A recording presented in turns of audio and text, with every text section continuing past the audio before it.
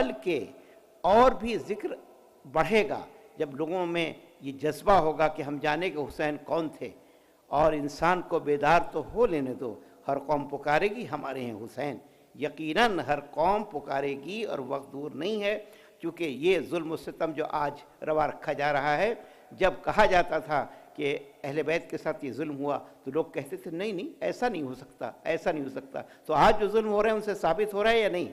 اسی بات واضح ہو رہی ہے نہیں کہ یہ لوگ ظالم تھے اور ظالم ہیں اور ظلم کر رہے ہیں، لہٰذا ہمیں ظلم سے گھبرانے کی ضرورت نہیں ہے، البتہ اس پیغام کو عام کرنے کی ضرورت ہے۔ اور آج جو میری گفتگو ہے اور جس کا آغاز میں کر رہا ہوں وہ مناجات کے کلمات ہیں جو امیر المومنین علیہ السلام کے ہیں۔ عام آیتوں سے ہٹ کر اور روایتوں سے ہٹ کر میں نے مناجات امیر المومنین کو عنوان بنایا ہے۔ مناجات کے کلمات کیا ہیں؟ مناجات کہتے ہیں تنہائی میں گفتگو کرنا، اللہ سے باتیں کرنا۔ یہ ہمارے امام وہ ہیں جو ہمیں بات کرنے کا سلیقہ سکھاتے ہیں، قرینہ سکھاتے ہیں، انداز سکھاتے ہیں۔ دیکھیے ہم ادب آداب سے ناشنا ہیں، ہم آداب سے ناواقف ہیں، ہم جانتے نہیں کہ کس بزم میں کیسے بات کی جاتی ہے، کن الفاظ میں گفتگو کی جاتی ہے، الفاظ کا انتخاب ہم نہیں جانتے، الفاظ کا چناؤ ہم نہیں جانتے، ہم یہ نہیں جانتے کہ کیسے ہم اللہ سے بات کریں۔ تو اسی لیے ہمارے معصومین جو ہیں وہ دعاؤں کے ذریعے ہمیں اللہ سے بات کرنا سکھاتے ہیں۔ جو آج ہم شب جمعہ میں دعائے کمیل پڑھتے ہیں، یہ دعا جو کمیل ابن زیاد کو مولا امیر المومنین نے تعلیم دی تھی، یہ ہے کیا؟ مولا کی دعا ہے الہ۔ اور پھر اس طریقے سے آپ نے لوگوں کو سکھایا کہ دیکھو اللہ سے کیسے بات کی جاتی ہے، کیسے گفتگو کی جاتی ہے، اور وہی امام زین العابدین السلام کی دعائیں جو صحیفہ کاملہ کی صورت میں ہمارے سامنے موجود ہے، اس پہ امام نے بتایا ہے کہ کیسے اللہ سے بات، اس پہ تمام اسرار ہیں، رموز ہیں، توحید کا ذکر ہے، نبوت کا ذکر ہے، قیامت کا ذکر ہے، اور اس میں اخلاقیات پر مشتمل دعائیں۔ واقعی دعائے مکارم اخلاق امام کی وہ دعا ہے کہ اگر ہم اسے حفظ جان بنا لیں اور اسے معمول بنا لیں تو 30 اس میں فصلیں ہیں دعائے مکارم اخلاق میں، 30 دن کے لیے اگر ایک ایک دعا روز ہم پڑھیں تو ہماری زندگی سنور جائے، اخلاق کا اعلیٰ نمونہ بن جائے۔ لیکن ہم اس طرف توجہ مبذول نہیں کرتے، ہم دعاؤں کو صرف پڑھتے ہیں۔ دعائیں پڑھنے کی چیز نہیں ہے، دعائیں کرنے کی چیز ہے۔ آپ سمجھے میرے لفظوں کو؟ دعا پڑھی نہیں جاتی ہے، دعا کی جاتی ہے، دعا مانگی جاتی ہے۔ دعا پڑھنے کی چیز نہیں کہ دعا کمیل پڑھ رہے ہیں تو دعا کمیل پڑھ کیا رہے ہیں بھائی؟ دعا کوئی پڑھنے کی چیز ہے؟ کوئی قرآن پڑھ رہے ہیں کیا آپ؟ دعا طلب کرنا ہے، دعا مانگنا ہے، دعا التجا کرنا ہے، دعا گر گرا کے بات کرنی ہے۔ وہی مناجات ہے جو امام مناجات کرے، الہی میرے معبود، میرے مولا، میرے آقا۔ فرماتے کیا ہیں؟ کفا بی عزن، میری عزت کے لیے یہی کافی ہے، میری عزت کے لیے یہی کافی ہے، ان اکونا لکا عبدا، کہ میں تیرا بندہ بنا رہوں۔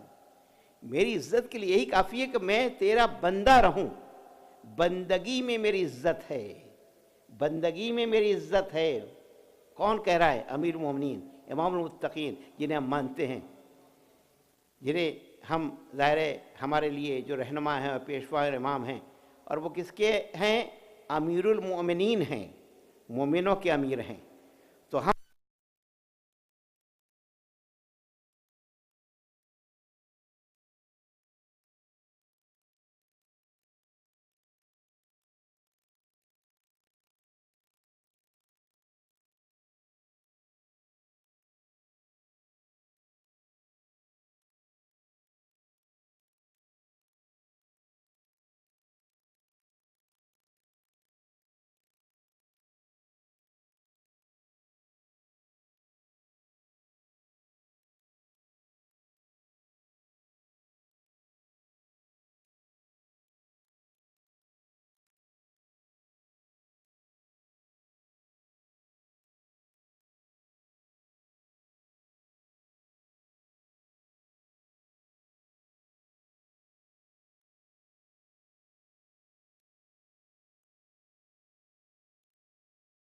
ہی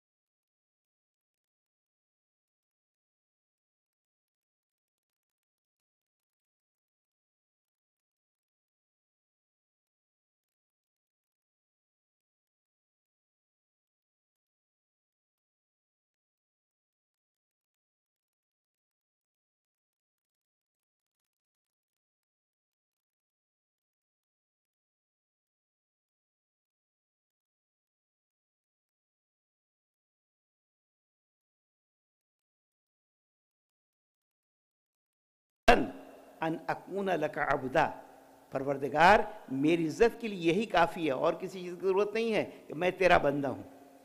مولا جو ہیں وہ بندہ ہونا باعث عزت سمجھ رہے ہیں، عبد خدا ہونا، تو عبد خدا ہونا معمولی بات نہیں ہے، اللہ کا عبد بننا معمولی بات نہیں ہے۔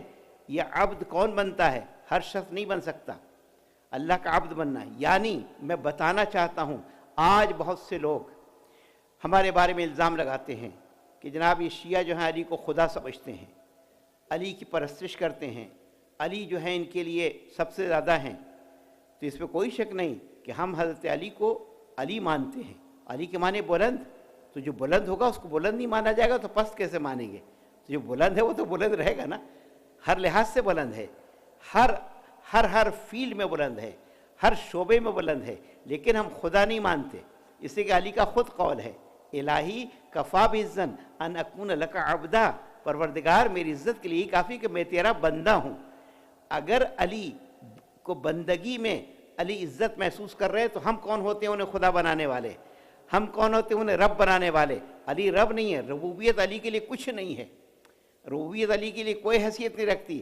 علی کی بندگی جو ہے وہ ایسی اس مقام پر ہے جہاں دنیا میں کوئی فرد نہ پہنچ سکا اس بندگی کو جو علی کی بندگی ہے۔ علی کی بندگی معراج ہے، یعنی حضور سرور کائنات معراج پر تشریف لے گئے، تو یہ پیغمبر کی بلندی ہے۔ اور علی کی عبدیت کیا ہے کہ جب معراج پر پہنچے تو وہاں پہنچنے کے بعد سے آواز آئی، اوہا الی عبدہ ما اوہا، اللہ نے بندے پر وحی کی جو وحی کرنی تھی، یعنی عبدیت وہاں بھی پہنچی ہے۔ توجہ چاہتا ہوں، تو عبد کا مقام کیا ہے کہ جب معراج پر جو چیز پہنچی ہے وہ عبد ہے۔ یہ نہیں کہا رسول پر وحی کی، یہ نہیں کہا نبی پر وحی کی، عبد کا مقام ہے۔ العبودیت جوہرۃ کن ہو ہر ربوبیہ، بندگی ایک جوہر ہے جس کی اصل و حقیقت ربوبیت ہے۔ تو بندگی جوہر کا نام ہے، خوبی کا نام ہے بندگی۔ بندہ ہونا کوئی ایسا نہیں ہے کہ صاحب معمولی عمل ہو، نہیں۔ عباد الرحمن، اللہ کے بندے کون ہیں؟ اللہ کے بندوں کی صفت بیان کی گئی ہے۔ یہ عبد و معبود کا ایک رابطہ ہوتا ہے، عبد و معبود کا ایک تعلق ہوتا ہے، ایک عبد و معبود میں راز و نیاز ہوتا ہے۔ جب عبد کوئی بات کرتا ہے، معبود سے گفتگو کرتا ہے، ہم کیا کہتے ہیں؟ ایاک نعبد و ایاک نستعین، پروردگار ہم تیری عبادت کر رہے ہیں اور تو ہی سے مدد چاہ رہے ہیں۔ تو عبد و معبود، عبد کا وہ مقام ہے کہ اللہ تعالیٰ جب معراج پر حضور کو لے گیا تو کہا سبحان الذی اسریٰ بعبدہ لیلا من المسجد الحرام، پاک ہے وہ جو راتوں رات اپنے عبد کو لے گیا مسجد حرام سے مسجد اقصیٰ کی طرف۔ پاک و پاکیزہ جو رات کو، یہ نہیں کہا بے رسول ہی، یہ نہیں کہا بے نبی ہی، عبد ہی کہا۔ تو پتہ چلا عبد کو منزلت ہے کہ معراج کی منزلیں طے کرتا ہے، اور یہی وہ عبد ہے کہ جب قرآن نازل کیا تو کہا کہ تبارک الذی نزل الفرقان علی عبدہ لیکون للعالمین نذیرا، بابرکت ہے وہ جس نے اپنے عبد پر قرآن کو نازل کیا تاکہ وہ عالمین کے لیے نذیر بن جائے۔ تو بندے کو لے گیا اس بلندی پر، تو بندہ اس بلندی پر گیا ہے۔ تو عبودیت جوہر ہے اور عبد و معبود کا ایک خاص رابطہ ہوتا ہے۔ یہ جو میں نے کیوں یہ ذکر چھیڑا؟ اس لیے کہ جو عزت ہے، عزت کے لیے یزید یہ کہہ رہا تھا کہ میں عزت دار ہوں، میرے پاس بڑی عزت ہے۔ دیکھیں میں یہ اس تمہید کے بعد میں اس چیز کو واضح کرنا چاہتا تھا، اور اسی لیے تمہید میں نے باندھی تھی کہ آپ کو اس منزل تک لے جاؤں کہ یزید کیا چاہ رہا تھا۔ یزید یہ کہہ رہا تھا اور فخر کر رہا تھا، دو باتیں میں نے کہی ہیں، ایک عزت اور ایک فخر مولا کے کلام سے۔ وہ آیت پڑھ رہا تھا، یہ آیت جو قرآن کی ہے نا کہ تعز من تشاء و تذل من تشاء، پروردگار تجھ سے چاہے عزت دے جس سے چاہے ذلت دے، وہ عزت و ذلت کی آیت کے غلط معنی پہنا رہا تھا اور اپنے لیے کہہ رہا تھا کہ اللہ نے مجھے عزت دی ہے کہ حکومت و اقتدار مل گیا۔ امام اس کو باطل کرنا چاہتے تھے اور امام حسین اس کو باطل کرنا چاہتے تھے، اور وہ یہ پڑھ رہا تھا اور جناب زینب صلی اللہ علیہ وسلم نے اس کو باطل کر دیا۔ تو وہ جو چیز میں واضح کرنا چاہتا ہوں، آپ کی توجہ مبذول کرنا چاہتا ہوں کہ، اور یہ جہاں سے میں پڑھ رہا ہوں تو اس میں تاریخ کامل ابن اسیر میں ہے، طبری میں ہے، اور جتنی کتابیں ہیں جو مقاتل کے سلسلے میں لکھی گئی ہیں ان کتابوں میں یہ چیز موجود ہے. بڑی توجہ سنیے گا. کہتے ہیں کہ جب یزید کے سامنے امام حسین علیہ السلام کا سر رکھ دیا گیا اور مجلس کے لوگ آ گئے تو اس نے مخاطب کیا سر سے کہ یہ جس کا سر ہے یہ فخر کرتا تھا میرے سامنے، فخر کیا کرتا تھا. دیکھیں یہ اس نے مخاطب ہوا کہ سر سے یہ فخر کر رہے تھے. اور کیا کہہ رہے تھے کہ وہ یہ کہتے تھے کہ میں بہتر ہوں، یزید سے بہتر ہوں. یعنی وہ یہ کہتے تھے میں یزید سے بہتر ہوں. اور یہ کہتے تھے کہ میرے باپ یزید کے باپ سے بہتر ہیں. وہ یہ کہتے تھے کہ میرے باپ یزید کے باپ سے بہتر ہیں. اور وہ یہ کہتے تھے کہ میری ماں یزید کی ماں سے بہتر ہیں. اور وہ یہ کہتے تھے کہ میرے جد یزید کے جد سے بہتر ہیں. میرے جد دادا یا نانا جو بھی ہوں یہ یزید کے جد سے بہتر ہے. اور اسی وجہ سے میں نے انہیں قتل کیا ہے. آپ سمجھے کیا مقصد تھا، کیوں قتل کیا گیا، امام حسین کو کیوں قتل کیا؟ یہ عصبیت تھی جاہلیت کی، یہ جاہلیت کی عصبیت تھی. کہا کہ یہ مخاطب ہو رہا ہے سر سے، کہا کہ یہ جن کا سر ہے یہ کہتے تھے کہ یہ مجھ سے بہتر ہیں اور ان کے باپ میرے باپ سے بہتر ہیں، ان کی ماں میری ماں سے بہتر ہیں، ان کی نانا جد میرے جد سے بہتر ہیں، اور یہ خود کہتے تھے کہ مجھ سے بہتر ہیں. اور اس کے بعد سے اس نے جواب دیا ہے. جہاں تک ان کا یہ کہنا ہے کہ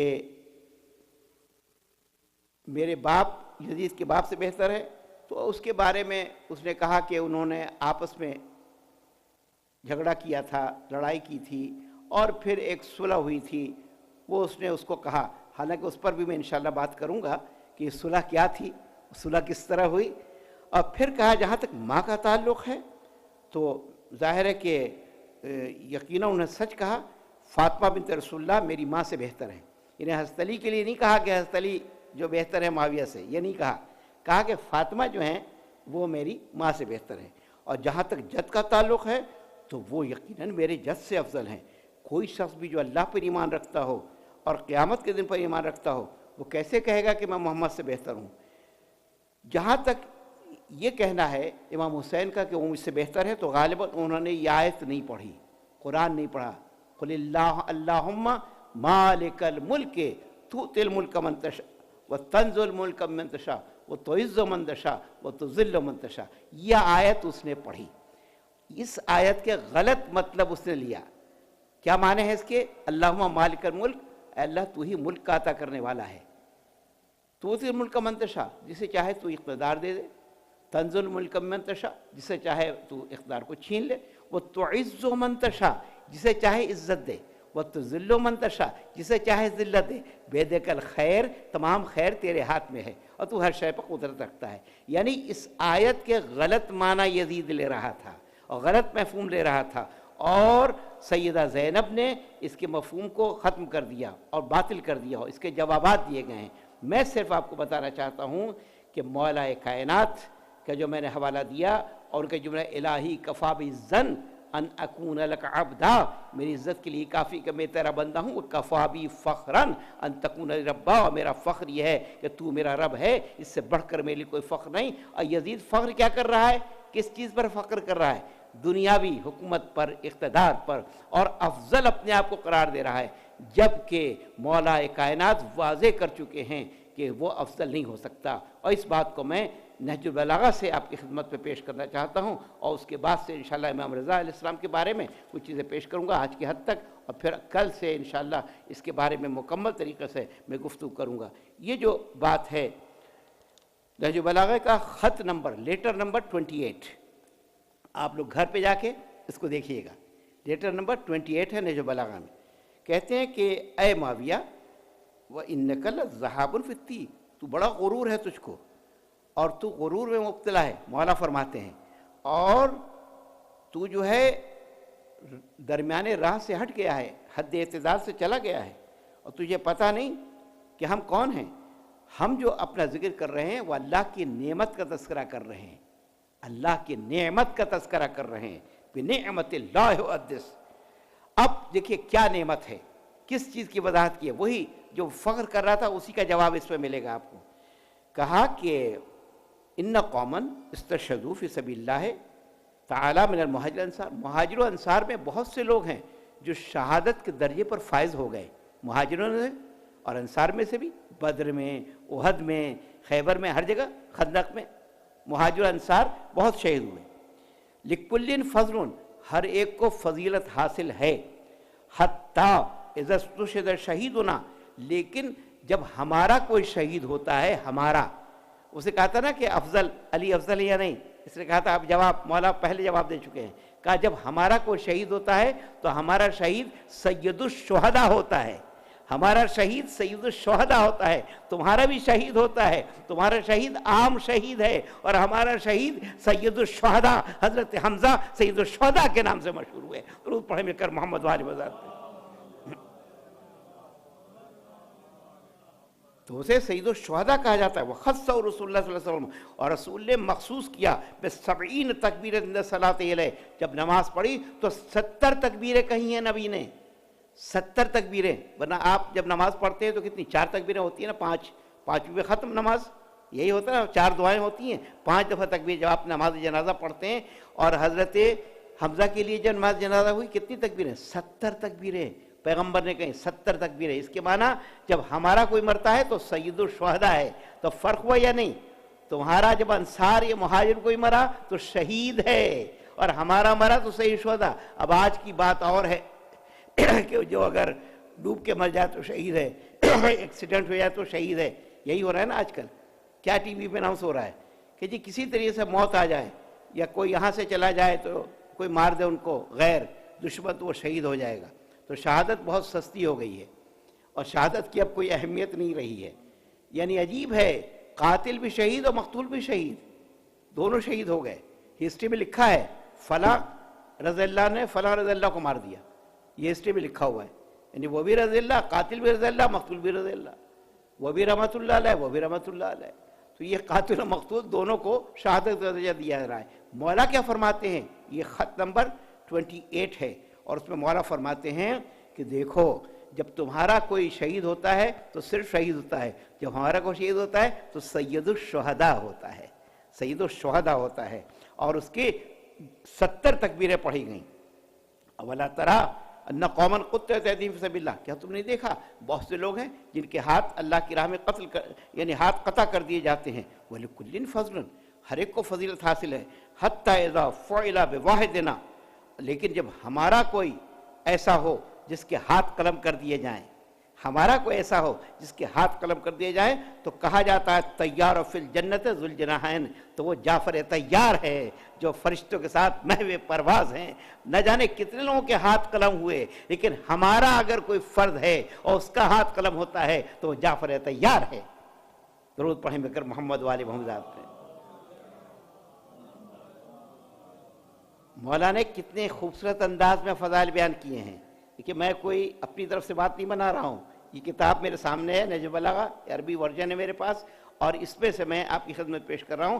ہمارا کوئی شہید ہو جائے تو دیکھو جس کے ہاتھ قلم ہو تو جعفر طیار۔ اور ولولا، اب فرماتے ہیں مولا عجیب بات، ولولا ما نہى اللہ عنہ من تزکیۃ المرء نفسہ، اگر اللہ نے انسان کو خود ستائی سے منع نہ کیا ہوتا کہ انسان اپنے قصیدے پڑھنے لگے، اپنی تعریف کرنے لگے، یعنی اپنی تعریف کرنا اچھی بات نہیں ہے نا، کہ خود ستائی کہتے ہیں، خود ستائی یعنی اپنی ستائش کرنا، اپنی تعریف کرنا اچھی بات نہیں ہے۔ تو کہا اگر اللہ نے منع نہ کر دیا ہوتا تو لذکر ذاکر فضائل جمع، تو کوئی بیان کرنے والا اپنے فضائل بیان کرتا۔ یعنی مولا کہتے ہیں میں اپنے فضائل بیان کرتا، اگر اللہ نے روکا نہ ہوتا تو میں اپنی فضیلت بیان کرتا۔ تعرف قلوب المؤمنین، مومنوں کے دل جس کو پہچانتے ہیں، ولا تمجو آذان السامعین، اور سننے والوں کے کان جسے ریجیکٹ نہ کرتے، دا ان کا مالک بہر رمیہ۔ اور پھر کہا کہ اب فرماتے فإنا صنائع ربنا، ہم وہ ہیں کہ اللہ نے ہمیں خاص طریقے سے خلق کیا ہے، ہم اللہ کی وہ مخلوق ہیں جسے اللہ نے خاص طور سے خلق کیا ہے، انہیں پہلے پیدا کیا ہے، اور ہمارے پیدائش کے بعد سے تمام انوار خلق کیے گئے ہیں، ہمارا نور سب سے پہلے خلق ہوا ہے، ہم اول مخلوق ہیں۔ اِنَّا صَنَائِعُ رَبِّنَا، ہم رب کی بہترین تخلیق ہیں، وَالنَّاسُ بَعْدُ صَنَائِعَ لَنَا، اور لوگوں کو ہمارے بعد پیدا کیا گیا۔ یہ جو آپ سنتے رہتے ہیں نا کہ اول مخلوق، اس کی میں ثبوت نہج البلاغہ سے پیش کر رہا ہوں۔ اس کتاب کو میں سمجھتا ہوں کوئی گھر ایسا نہیں ہوگا جہاں یہ کتاب نہج البلاغہ موجود نہ ہو، تو آپ جا کے پڑھیے گا اور دیکھیے گا اس میں کیا لکھا ہے۔ اور لم یمنعنا قدیم عزنا ولا عادیۃ لنا علی قومک، اور ہماری جو عزت اور شرف ہے اس میں روکا نہیں۔ ہم کیا کرتے رہے؟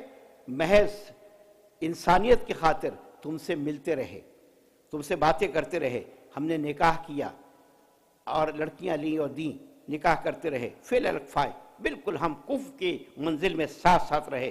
ولستم ہناک، جبکہ تم اس منزل پر نہ تھے۔ اب کہتے ہیں تم اس منزل پر نہ تھے۔ خط کس کو لکھ رہے ہیں؟ معاویہ کو، امیر شام کو خط لکھ رہے ہیں۔ وَأَنَّ يَكُونَ ذَلِكَ، ایسا ہو کیسے سکتا ہے، تم ہمارے مقابل میں آ کیسے سکتے ہو؟ کیوں؟ وَمِنَّ النَّبِي وَمِنْكُمُ الْمُكَذِّبُ، نبی ہم میں سے تھا اور جھٹلانے والا تم میں سے تھا۔ ہم میں نبی تھا، تم میں جھٹلانے والا تھا۔ نبی ہمارے اندر سے مبعوث ہوا اور جھٹلانے والا تم میں سے کون؟ ابو جہل۔ ابو جہل جھٹوانے والا، ابو جہل اس سے مراد ہے ابو جہل۔ نبی ہم میں سے، جھٹلانے والا تم میں سے۔ وَمِنَّا اسد اللہ وَمِنْكُمْ اسد الاحلاف، ہم میں وہ تھا جو اسد اللہ تھا، حضرت حمزہ، اور تم میں اسد الاحلاف تھا، جھوٹوں کا سردار ابو سفیان۔ وَمِنَّا سیدہ شباب اہل جنہ، اور ہم میں وہ ہے جو جوانان جنت کو سردار ہے۔ وَمِنْكُمْ سیبۃ النار، اور تم میں وہ ہیں جو جہنم میں جانے والے ہیں۔ آل مروان، آل مروان کی طرف اشارہ ہے، آل مروان ہیں۔ اور پھر کہا منا خیر نساء العالمین، ہم میں وہ ہے جو تمام عالمین کی عورتوں میں سب سے بہتر ہے۔ وَمِنْكُمْ حَمَّالَةَ الْحَطَبِ، اور تم میں وہ ہے جو رسی اٹھانے والی اور مونجھ اٹھانے والی، ہمارا جو ایندھن اٹھانے والی تھی، ایندھن جس کے گلے میں مونجھ کی رسی تھی، حمالۃ الحطب تھی، یعنی ام جمیل بنت حرب ہے نا، معاویہ کی پھوپھی، ابو لہب کی بیوی، اس کی طرف اشارہ کیا گیا ہے۔ اور پھر کہا فی کثیر مما لنا وعلیکم، بہت سی باتیں ہیں اس پہ ہم اور تم ہم کر سکتے ہیں۔ اگر اللہ نے منع نہ کیا ہوتا تو پھر بیان کرنے والا بیان کرتا۔ تو مولا کس چیز کی وضاحت کرنا چاہتے ہیں؟ میں صرف اب آپ کی دو چیزیں میں نے آپ کے سامنے پیش کی ہیں۔ دیکھیے میری جو تقریر ہے وہ ظاہر نعرے اور واہ والی نہیں ہے، ظاہر اس میں نعرے اور واہ واہ آتی ہے، مجھے بہت میں نے کی ہے، آتی بھی ہے، اگر آپ جب چاہیں گے تو میں کر بھی سکتا ہوں وہ، لیکن میں صرف حقائق اور فیکٹس بیان کرنا چاہتا ہوں۔ آپ لوگوں کو مائل کریں اس طرف، سنیں یہ چیزیں، یہ بڑی اہم چیزیں ہیں جو میں پیش کر رہا ہوں۔ کیوں؟ میں بتانا چاہتا ہوں دنیا کو کہ دیکھو آج تم جو شیعوں کو سمجھتے ہو کہ پست ہیں، شیعوں کو سمجھتے ہو کہ نیچے ہیں، شیعوں کو سمجھتے ہو کہ ان کا کوئی مذہب کی کوئی حقیقت نہیں، انشاءاللہ میں قرآن کی آیات اور ائمہ کے اقوال کی روشنی میں مذہب کی حقانیت کو پیش کروں گا کہ ہمارا ہی مذہب جو ہے وہ صحیح اسلام ہے، درست اسلام ہے، جس پر ہم چل رہے ہیں، یہی حقیقی ہے، یہی صحیح ہے۔ وہ غلطی پر ہے، ہم غلطی پر نہیں ہیں، اور ہمیں نہ کسی بارے میں کوئی شرم ہے، نہ ہمیں اس بارے میں کسی قسم کی جھجک ہے کہ ہم اپنے آپ کو شیعہ نہ کہیں۔ نہیں، انشاءاللہ قرآن کی روشنی میں میں ثابت کروں گا کہ مسلم شیعہ ہے اور شیعہ ہی مسلم ہے، اس کے علاوہ کچھ نہیں۔ درود پڑھیں مل کر محمد وآل محمد۔ ہمیں ڈرنے کی ضرورت نہیں ہے، ہمیں گھبرانے کی ضرورت نہیں ہے، ہمیں پریشانی کی ضرورت نہیں۔ دیکھیے ہمارا منصب یہ ہے، ہم کسی کو گالی نہیں دیتے، گالی دینا شریفوں کا شیوا نہیں ہوتا۔ ہم زبان سے کسی کو گالی نہیں دیتے ہیں، ہم زبان سے کسی کو برا نہیں کہتے ہیں۔ ہمارے نزدیک سب لوگ جو قابل احترام ہیں، قابل احترام ہیں، لائق عزت ہے، لائق عزت ہیں۔ یہ ہمارا شیوا نہیں، ہماری زندگی ویسی ہونی چاہیے جیسے معصومین کی زندگی ہے، اور انشاءاللہ میں اس کو دعاؤں کے ذریعے سے بھی واضح کروں گا کہ معصومین کی حیات کیا تھی۔ اور اسی لیے حضور نے کہا کہ اللہم، اور ہم دعائے القمہ میں ایک جملہ سنے، اللہم احینی حیات محمد و ذریتہ، پروردگار مجھے وہ زندگی دے جو محمد اور ان کی اولاد کی زندگی تھی، واحینی مماتہم، اور امتنی مماتہم، اور وہی موت دے جو ان کی موت تھی، زندگی بھی وہ ہو جو ان کی تھی اور موت بھی وہ ہو جو ان کی تھی۔ ہم ان کے ماننے والے ہیں، ان کے جاننے والے ہیں، ان کے چاہنے والے ہیں، لہٰذا یہ ہمیں ظاہر کسی قسم کی پریشان نہیں ہونا چاہیے ہمیں، اور نہ پریشانی کی ضرورت ہے، بلکہ ہمیں فخر کے ساتھ کہنا چاہیے ہم قرآن کے ماننے والے ہیں، ہم حدیث کے ماننے والے ہیں، ہم اہل بیت کے ماننے والے ہیں۔ شیعہ سنی کچھ نہیں ہے، یہ اختلافات بنائے گئے ہیں، گڑھے گئے ہیں۔ دیکھیے اصل میں کیا ہے، آپ جب یہاں رہتے ہیں اور اس شہر میں رہتے ہیں تو یہ بہت بڑا شہر ہے اور کئی راستے ہیں۔ ابھی ہمیں جو ہمارے عزیز جناب رضا صاحب لے کر آئے تو یہ ہائی وے سے لے کر آئے، اب ایک ہائی وے کے بغیر بھی آتا ہے، تو میں نے کہا اس سے کیوں نہیں آیا، کہنے کہ اس پر ٹریفک لائٹ بہت ہے، تو دو راستے ہیں، لیکن راستہ انسان کون سا ڈھونڈتا ہے؟ وہ راستہ جو سیف ہو، وہ راستہ جو فاسٹ ہو، وہ راستہ جو محفوظ ہو، وہ راستہ جس پہ کسی قسم کا خطرہ نہ ہو، وہ راستہ جو ہے حفاظت کے ساتھ پہنچا دے۔ تو شیعہ سنی کچھ نہیں، بلکہ مجھ سے آپ تعریف سنیے کہ کیا ہے، اور آپ لوگوں کو یہ بات بتا سکتے ہیں۔ بات یہ کہ سب کو اللہ تک پہنچنا ہے، اللہ تک پہنچنے کے لیے رسول اللہ تک پہنچنا ہے، اور رسول اللہ تک پہنچنے کے دو ہائی وے ہیں، رسول اللہ تک پہنچنے کے دو ہائی وے بنے ہوئے ہیں، توجہ چاہتا ہوں، دو ہائی وے بنے ہوئے ہیں، ایک تھرو صحابہ اور ایک تھرو اہل بیت۔ اب جس کی مرضی صحابہ کے ذریعے سے آئے، جس کی مرضی اہل بیت کے ذریعے سے آئے، ہم اہل بیت کے ذریعے سے آتے ہیں، تم صحابہ کے ذریعے سے آتے ہو، تمہاری مرضی۔ درود پڑھے مل کر محمد وآل محمد۔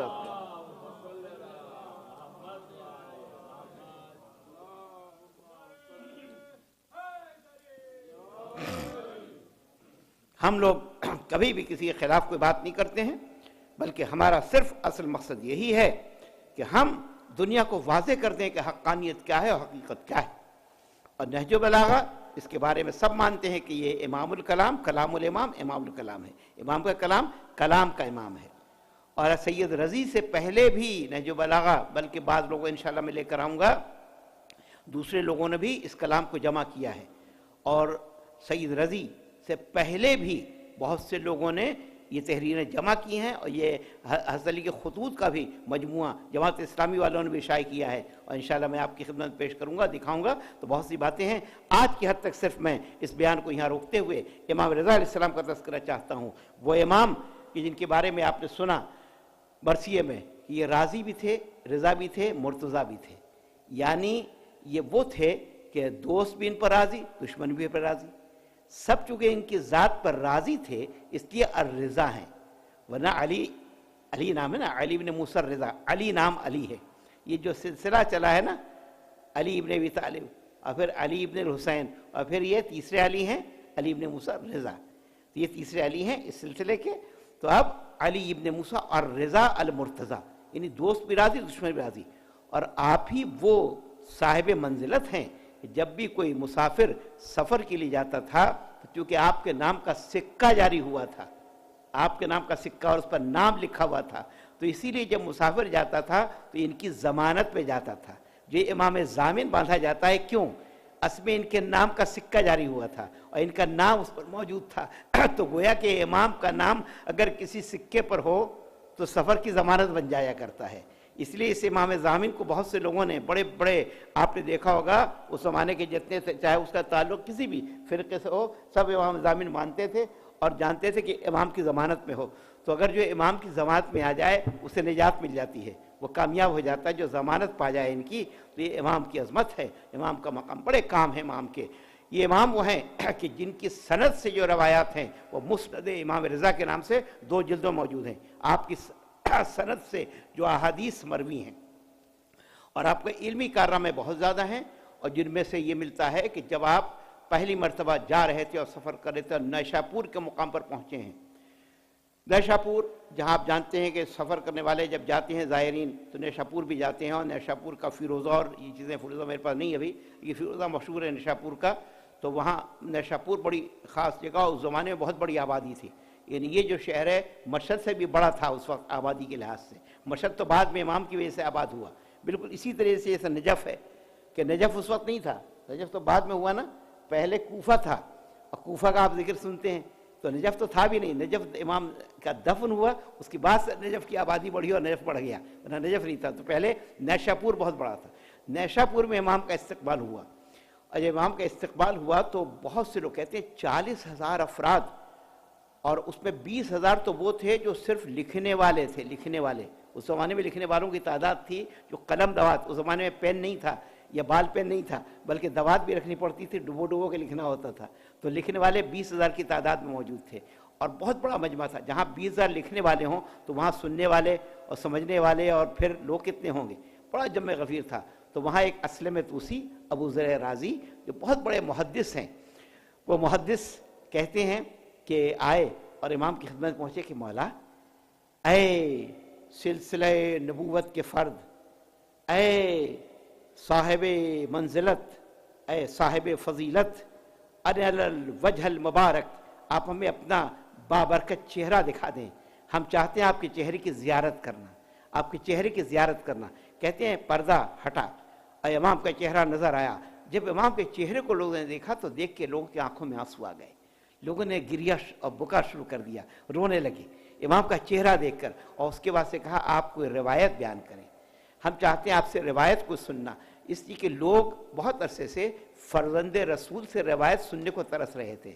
فرزند رسول ہیں یہ نا، اس لیے کہ ایک وہ دور تھا ان سے پہلے کہ ہر فرد، خواہ وہ مکے کا ہو یا مدینے کا ہو، کہتا تھا حدثنی ابی جعفر، حدثنی ابی عبداللہ، مجھ سے بیان کیا امام محمد باقر نے، مجھ سے بیان کیا امام جعفر صادق نے، تو یہ کہتا نظر آتا تھا۔ تو بعد میں ظاہر زمانہ بدلا تو اب حدیث کی روایت نہیں رہی ان سے، لہٰذا 7ویں امام کے دور میں زمانہ بدل گیا تھا۔ اب یہ جو 8ویں امام کا زمانہ آیا تو لوگوں نے کہا حدیث ہے، میں سننی ہے، آپ حدیث سنائیں۔ تو اس کے بعد سے امام فرماتے ہیں کہ چلو میں سناتا ہوں۔ وقت گزر گیا، لوگ رونے لگے، گریہ کرنے لگے۔ اس کے بعد سے امام نے کہا حدثنی ابی موسیٰ الکاظم، اور پھر ان کا ان جعفر الصادق ان محمد الباقر عن علی بن الحسین زین العابدین عن حسین بن علی عن علی بن ابی طالب عن رسول اللہ عن جبریل قال اللہ۔ یعنی یہ روایت کا سلسلہ سند اس طرح ہے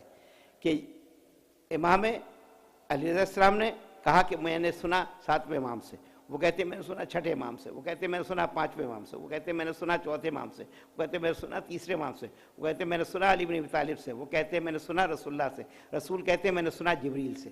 یہ سند ہے۔ اس سند کو معلوم کیا کہتے ہیں؟ سلسلۃ الذہب، گولڈن چین، گولڈن چین کہلاتی ہے۔ کیا معنی؟ یعنی یہ وہ چین ہے، بلکہ لکھا ہے، آپ نے کتاب کا نام سنا ہوگا یقیناً، سب مجلسوں میں لوگ پڑھتے ہیں، صواعق محرقہ، ابن حجر مکی ہیثمی کی کتاب ہے، اس میں لکھا ہے کہ اگر اس سند کے ساتھ روایت کو کسی دیوانے پر پڑھ دی جائے تو دیوانہ شفایاب ہو جائے، دیوانہ دانا بن جائے۔ تو میں کہتا ہوں اگر روایت کو دیوانے پر پڑھ جائے تو دیوانہ فرزانہ بن جائے، تو پھر اگر امام سے محبت ہو جائے تو کس منزل پہ پہنچے گا انسان، کس مقام پہ پہنچے گا انسان اگر امام سے محبت ہو جائے، اگر امام کو چاہے۔ تو یہ روایت سلسلہ، ایسا سلسلہ کہیں نہیں ملے گا آپ کو روایت کا جو گولڈ معصومین کا سلسلہ ہے، عصمت کا سلسلہ ہے۔ اب روایت کیا ہے؟ روایت یہ ہے کہ جبریل آئے، اور اس کا نام ہے حدیث کا حدیث قدسی۔ حدیث قدسی اور قرآن میں فرق یہ ہے کہ حدیث قدسی بھی اللہ کا کلام ہے اور قرآن بھی اللہ کا کلام ہے۔ قرآن کا کلام معجزہ ہے، یہ معجزہ نہیں ہے، بس یہ فرق ہے، اس کے علاوہ کوئی فرق نہیں۔ وہ بھی اللہ کا کلام ہے، یہ بھی اللہ کا کلام ہے، لیکن اس کا نام حدیث ہے، اس کا نام قرآن ہے۔ حدیث قدسی کہلاتی ہے، احادیث قدسیہ۔ اہل سنت کے یہاں بھی، شیعوں کے یہاں بھی ہے، اور بہت ہی مجموعے اس کے شائع ہو چکے ہیں۔ اس میں ہے کیا کہ معصوم کیا فرماتے ہیں کہ اللہ نے جبریل نے کہا اور جبریل لے کر آئے کہ کلمۃ لا الہ الا حصنی، لا الہ کا کلمہ میرا مضبوط قلعہ ہے، ومن دخل فی حصنی امن من عذابی، جو میرے مضبوط قلعے میں آ گیا وہ میرے عذاب سے بچ گیا۔ تو یہ مضبوط قلعہ ہے، اور یہ مضبوط قلعہ ہے جو اس میں داخل ہو گیا وہ میرے عذاب سے محفوظ رہے گا، امن من عذابی۔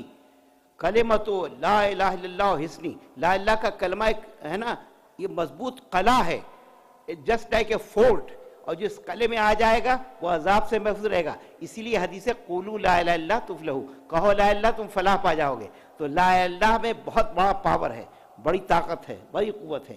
اور اس کے بعد سے کہتے ہیں کہ یہ کہا، اور روایت کہنے کے بعد سے امام نے پردہ گرا دیا، بس یہ کہا جو داخل ہو جائے گا وہ امان سے امان پا جائے گا، عذاب سے محفوظ رہے گا۔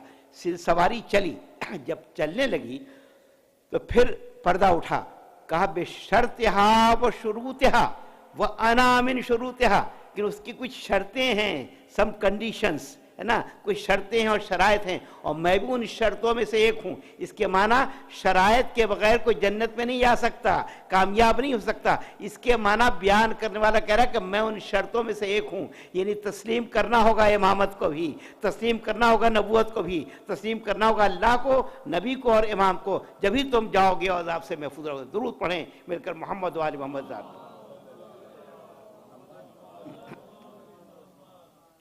تو یہ امام نے علمی لحاظ سے، اب دیکھیں کہ امام اور نبی میں اور امام میں ظاہر ہے کہ امام انہی کے نائب ہوتے ہیں، اور یہ روایت بھی صواعق محرقہ میں ابن حجر مکی ہیثمی نے لکھی ہے کہ محمد ابن عیسیٰ روایت کرتے ہیں، ابو حبیب سے روایت ہے، وہ کہتے ہیں کہ انہوں نے خواب میں کیا دیکھا یعنی مقصد یہ ہے کہ جہاں پر لوگ آتے ہیں اور مکے میں آ کے ٹھہرا کرتے ہیں، انہوں نے دیکھا کہ حضور سرور کائنات کو خواب میں دیکھ رہے ہیں کہ حضور سرور کائنات جو ہیں وہ تشریف رکھتے ہیں، اور میں گیا ان سے ملنے، کہتے ہیں کہ میں نے دیکھا کہ حضور اس مسجد میں بیٹھے ہیں جہاں سب لوگ بیٹھتے ہیں، میں ان کی خدمت میں گیا، حضور بیٹھے ہوئے تھے اور سیحانی کھجور کا طبق رکھا ہوا تھا، ایسا امامہ پہنا تھا، ایسی عبا تھی، ایسی داڑھی تھی، ایسا چہرہ تھا، سارے وہ خواب کی بات ہے اور وہ بیان کر رہے ہیں کہ اتنے میں 20 دن کے بعد میں نے سنا، میں نے خواب میں دیکھا اور کہ یہ حضور بیٹھے ہیں، اور میں ان کے پاس گیا،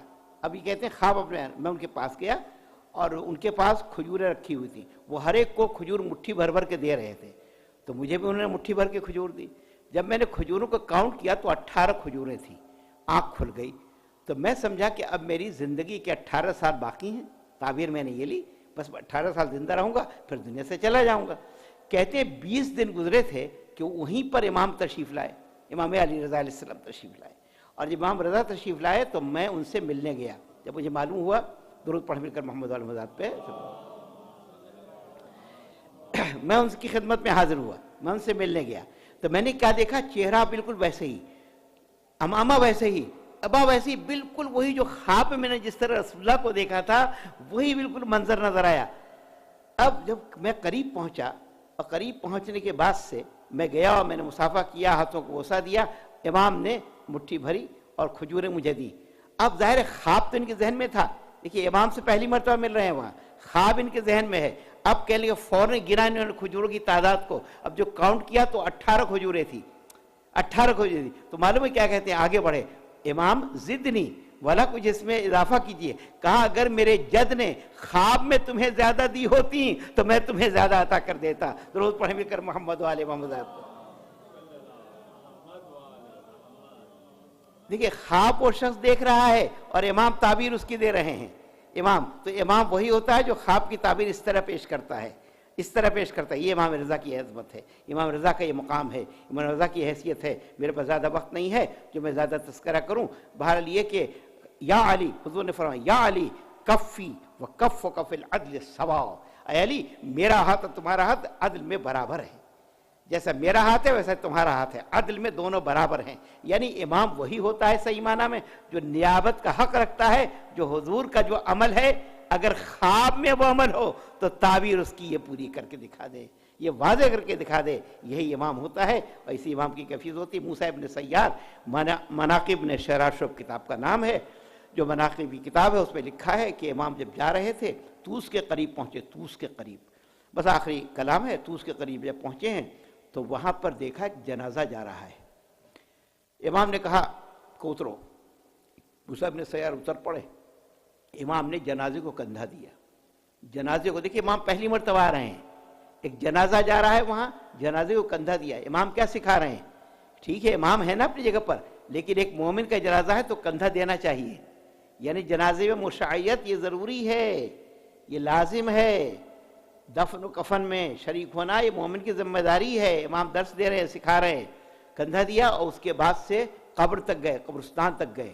لوگ نہیں جانتے تھے امام کو، سلام دعا بھی نہیں ہوئی، ظاہر ایک اجنبی، نئے، ابھی وہاں کے لوگ جانتے بھی نہیں ہیں۔ امام جب قبر کے قریب پہنچے تو لوگوں کو ہٹا دیا، کہ ہٹ جاؤ، آپ قبر اس کے قریب گئے اور اس کے جنازہ بھی رکھا ہوا تھا، دفن نہیں کیا تھا، سینے پہ ہاتھ رکھا اور اس کا نام لے کر خطاب کیا، نام لے کر خطاب کیا، اے شخص تجھے جنت مبارک ہو، تجھے جنت مبارک ہو۔ اب یہ موسیٰ ابن سیار حیران ہے، کہتے مولا آپ پہلی مرتبہ آئے ہیں، آپ ان کو جانتے بھی نہیں اور آپ کہا کہ ہاں تمہیں معرفت نہیں امام کی۔ امام وہ ہوتا ہے جو حسب و نسب سے واقع ہوتا ہے، جو خاندان سے اور قبیلے و عشیرے سے واقع ہوتا ہے۔ امام ہر فرد کو جانتا ہے، معلوم ہے کہ ہر مومن کا نام اعمال ہمارے سامنے ہر ہفتے پیش ہوتا ہے، ہم اس کے نام عمل کو دیکھتے ہیں، اگر ظاہر اچھائی ہوتی ہے تو ہم اس کے لیے دعا کرتے ہیں حق میں، اور اگر برائی ہوتی ہے ہم ظاہر شکر رب بجا لاتے ہیں کہ نیک عمل ہے، اگر اس میں عمل میں خرابی ہوتی ہے تو ہم اس کے لیے مغفرت کی دعا کرتے ہیں کہ اللہ اسے معاف کر دے۔ تو امام نے کہا، جنت کی بشارت دی، اور اس کے بعد سے کہا، اور پھر کہ موسیٰ ابن سیار جانتے ہو نام عمل ہمارے جو چاہنے والے اور محبت کرنے والے ہیں ان کے ہمارے سامنے پیش کیے جاتے ہیں۔ تو آج اسی امام کا تذکرہ ہے، یہ امام جو غریب الغربا کہلاتا ہے۔ السلام علیکم یا غریب الغربا، اے غریب الغربا۔ غریب الغربا کسے کہتے ہیں؟ جو غریب الدیار ہو، جو غریب الوطن ہو، جو اپنے وطن سے دور ہو۔ یہ امام واحد وہ امام ہیں جنہیں عرب کی سرزمین نصیب نہیں ہوئی، بلکہ عجم میں جا کر آپ نے ظاہر رہے، اور وہاں پر جا کر عجم میں آپ کو دفن کیا گیا، اور وہیں پر آپ کو شہادت ہوئی۔ تنہا ہے امام، کوئی ساتھ نہیں ہے، کوئی وہاں موجود نہیں ہے۔ امام علیہ السلام کو زہر دیا جاتا ہے، کہاں تو ولی عہدی دی گئی، کہاں تو بادشاہ بنانے کے لیے کہا گیا، اس کے بعد سے ولی عہدی زبردستی دی گئی، امام نے قبول کر لیا اور بیعت بھی لی گئی سب سے۔ لیکن ایک وقت وہ آیا کہ بادشاہ ایک وقت مجبور ہو گیا، اور اس نے ظاہر ہے کہ اس کے علاوہ وہ سمجھتا تھا کہ جب تک یہ زندہ ہیں میری حکومت کے لیے کوئی حیثیت نہیں میری حکومت کی، لہذا اس نے زہر دے دیا، انگور میں زہر دے دیا گیا۔ امام عالی مقام نے زہر کھایا، ظاہر ہے کہ انگور جو کھائے ہیں وہ رضا رب ہے، اور اس کے لحاظ سے زہر دے دیا گیا تھا، معلوم ہے۔ تو زہر دے دیا گیا تھا، اور اس میں اور امام عالی مقام ظاہر ہے کہ وہ تو پابند تھے شریعت کے، اللہ تعالیٰ جو چاہتا ہے معصومین اس کی پیروی کیا کرتے ہیں، اس کے مطابق ہی چلتے ہیں۔ امام تن و تنہا ہیں، تھوڑا امام عالی مقام کی کیفیت ہے کہ جب زہر دیا گیا ہے اور امام عالی مقام اس زہر سے دنیا سے چلے گئے ہیں، تو اس کے بعد سے کیفیت یہ ہے کہ کوئی شخص نہیں، کہتے ہیں معجزانہ طریقے سے امام محمد تقی علیہ السلام پہنچتے ہیں، اور پہنچنے کے بعد سے آپ وہاں غسل دیتے ہیں، کفن دیتے ہیں، اور اس کے بعد سے جنازہ بہت دھوم سے اٹھتا ہے، اور امام عالی مقام کا غریب الغربا میں کہتا ہوں دیکھیں مولا آئیں، آج یہاں کے رہنے والے بھی آپ کا جنازہ اٹھا رہے ہیں، اور اس طرح شریک غم ہیں۔ میں کہوں گا کہ ایک بہن پہنچی تھی اور امام سے ملنے جانا چاہتی تھی، اے معصوم قم، لیکن جب اسے پتہ چلا اور سیاہ جھنڈوں سے استقبال ہوا کہ امام شہید کر دیے گئے، اور وہ امام کی بہن بھی وہاں پر معصوم قم مر گئی، اور امام عالی مقام کا جنازہ وہاں اٹھانے والا کوئی اپنا نہ تھا، لیکن یہاں پر اتنے مومنین ہیں جو امام کا جنازہ اٹھا رہے ہیں۔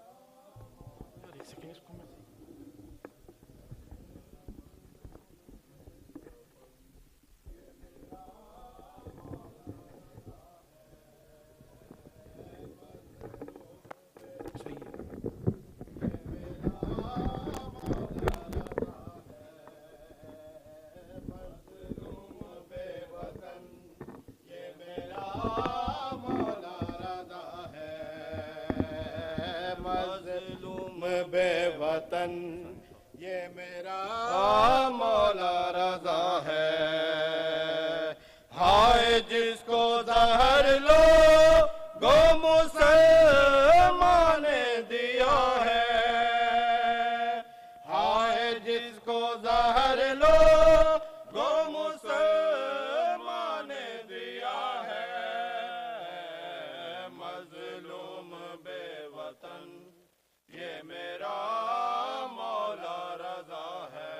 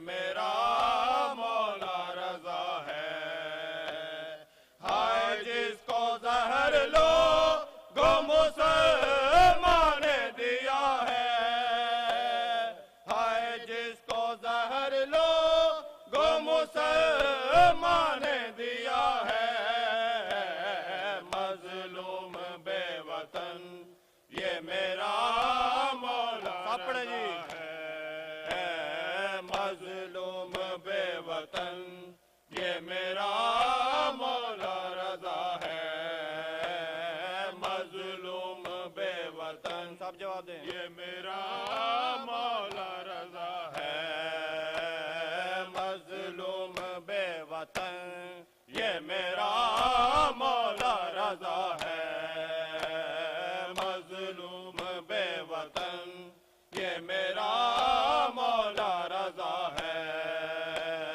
مظلوم بے وطن یہ میرا مولا رضا ہے مظلوم بے وطن یہ میرا مولا رضا ہے مظلوم بے وطن یہ میرا مولا رضا ہے ہائے جس کو زہر لو گو مسلمان نے دیا ہے ہائے جس کو زہر لو گو مسلمان نے دیا ہے مظلوم بے وطن یہ میرا مولا رضا ہے مظلوم بے وطن یہ میرا مولا رضا ہے مظلوم بے وطن یہ میرا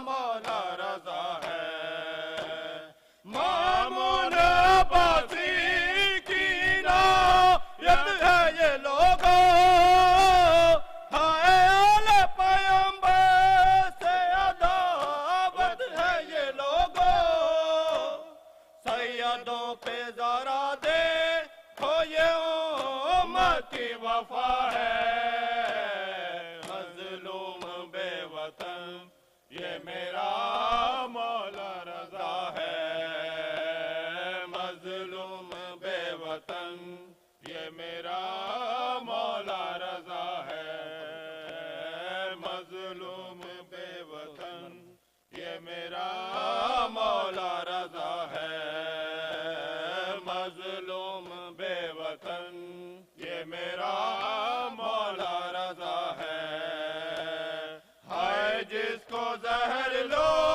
گو مسلمان نے دیا ہے ہائے جس کو زہر لو گو مسلمان نے دیا ہے مظلوم بے وطن یہ میرا مولا رضا ہے مظلوم بے وطن یہ میرا مولا رضا ہے مظلوم بے وطن یہ میرا مولا رضا ہے مظلوم بے وطن یہ میرا مولا رضا ہے مامون عباسی کی عنایت ہے یہ لوگوں ہائے آل پیغمبر سے عداوت ہے یہ لوگوں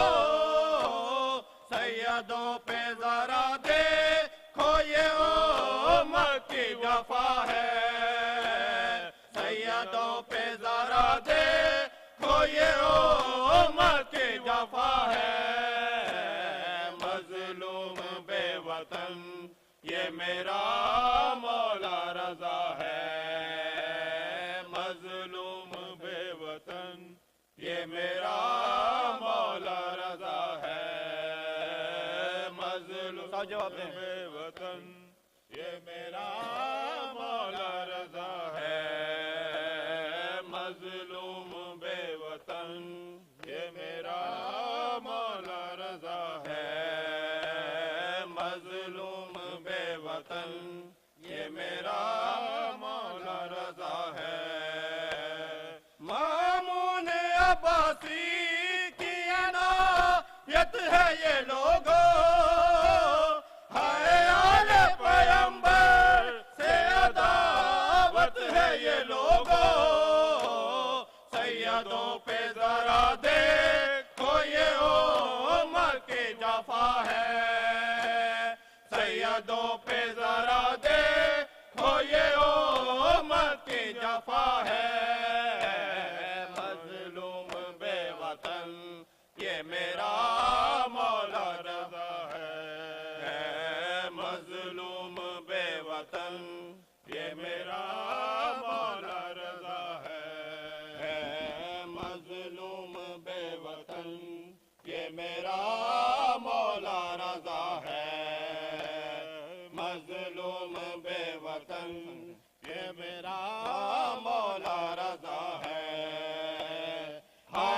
جس کو زہر لوگوں مسلمان نے دیا ہے، ہائے جس کو زہر لوگوں مسلمان نے دیا ہے، مظلوم بے وطن یہ میرا مولا رضا ہے، مظلوم بے وطن یہ میرا مولا رضا ہے۔ آئے ہیں جنازے پہ نبی شاہ امم بھی، کلثوم رقیہ بھی ہے معصومہ قوم بھی، وہ بی بی ہے کربل میں جلی جس کی ابا ہے، وہ بی بی ہے کربل میں جلی جس کی ابا ہے، مظلوم بے وطن یہ میرا مولا رضا ہے، مظلوم بے وطن یہ میرا مولا رضا ہے، مظلوم بے وطن یہ میرا مولا رضا ہے، مظلوم بے وطن یہ میرا مولا رضا ہے۔ ہائے جس کو زہر لوگوں مسلمان نے دیا ہے، ہائے جس کو زہر لوگوں مسلمان نے دیا ہے، مظلوم بے وطن یہ میرا مولا رضا ہے، مظلوم بے وطن یہ میرا مولا رضا ہے۔ آئے ہیں جنازے پہ نبی شاہ امم بھی، کلثوم رقیہ بھی ہے معصومہ قوم بھی، وہ بی بی ہے کربل میں جلی جس کی ابا ہے، وہ بی بی ہے کربل میں جلی جس کی ابا ہے، مظلوم بے وطن یہ میرا مولا رضا ہے، مظلوم بے وطن یہ میرا مولا رضا ہے، مظلوم بے وطن یہ میرا مولا رضا ہے، مظلوم بے وطن یہ میرا مولا رضا ہے، مظلوم بے وطن یہ میرا مولا رضا ہے، مظلوم بے وطن یہ میرا مولا رضا ہے۔ سب آنکھیں کرو بند، دعائی ہے دعائی، ایک بی بی عزادارو یہاں شام سے آئی، لپٹی ہے جنازے سے نہیں سر پہ ردا ہے، لپٹی ہے جنازے سے نہیں سر پہ ردا ہے، مظلوم بے وطن یہ میرا مولا رضا ہے، مظلوم بے وطن یہ میرا مولا رضا ہے، مظلوم بے وطن سب بولیں یہ میرا مولا رضا ہے، مظلوم بے وطن یہ میرا مولا رضا ہے۔ ہائے جس کو زہر لوگوں مسلمان نے دیا ہے، ہائے جس کو زہر لوگوں مسلمان نے دیا ہے، مظلوم بے وطن یہ میرا مولا رضا ہے، مظلوم بے وطن یہ میرا مولا رضا ہے، مظلوم بے وطن یہ میرا مولا رضا ہے۔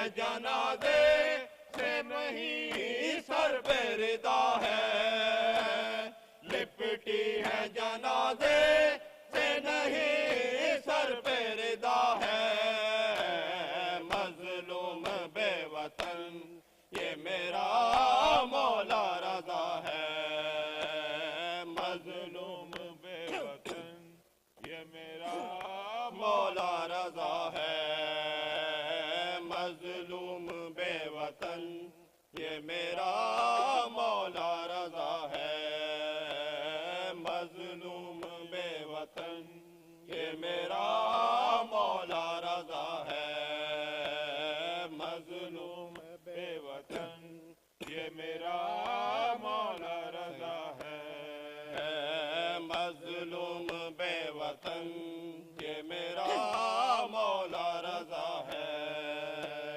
مامون عباسی کی عنایت ہے یہ لوگو، ہائے آل پیغمبر سے عداوت ہے یہ لوگو، سیدوں پہ ذرا دیکھو یہ امت کی جفا ہے، سیدوں پہ ذرا دیکھو یہ امت کی جفا ہے، مظلوم بے وطن یہ میرا مولا رضا ہے، مظلوم بے وطن یہ میرا مولا رضا ہے، مظلوم بے وطن یہ میرا مولا رضا ہے، مظلوم بے وطن یہ میرا مولا رضا ہے،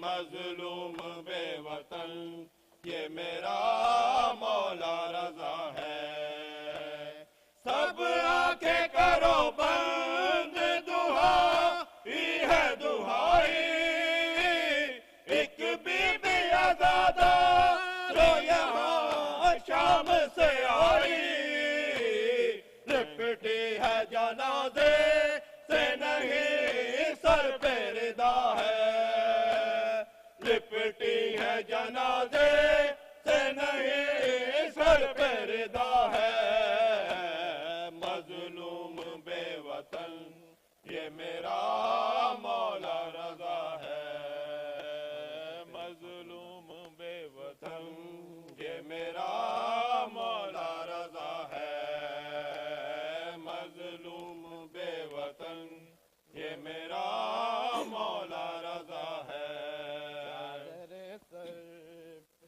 چادر سر پہ نہیں ساتھ علمدار نہیں، دیس بیگانہ یہاں کوئی علمدار نہیں، چادر سر پہ نہیں ساتھ علمدار نہیں، چادر سر پہ نہیں ساتھ علمدار نہیں، چادر سر پہ نہیں ساتھ علمدار نہیں، دیس بیگانہ یہاں کوئی علمدار نہیں، یا حسین یا حسین یا حسین یا حسین یا حسین یا حسین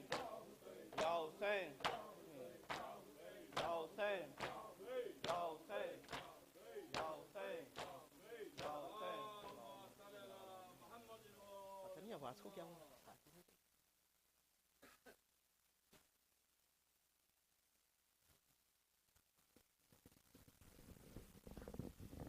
اعوذ باللہ من الشیطان الرجیم، بسم اللہ الرحمن الرحیم، السلام علیکم یا ابا عبداللہ، السلام علیکم ابن رسول اللہ، السلام علیکم